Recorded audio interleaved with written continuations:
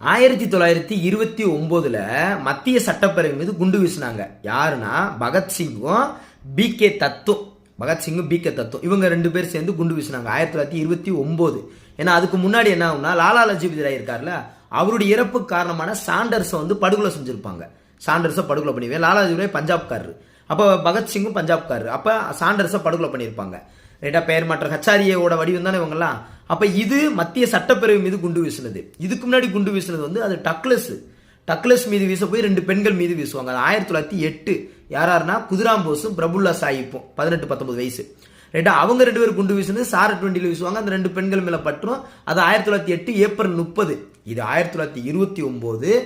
இது மத்திய சட்டப்பேரவை. யாரு? பி.கே. தத்தும் பகத்சிங்கும் 2 இடத்துல 2 குண்டு வீசியிருக்காங்க. அது பெண்கள் மீது விழுந்துச்சு, இது சட்டப்பேரவையில் விழுந்துச்சு. இங்க பகத்சிங், பி.கே. தத்து. மறந்துடக்கூடாது, கன்ஃபியூஸ் ஆயிடக்கூடாது. ரைட்?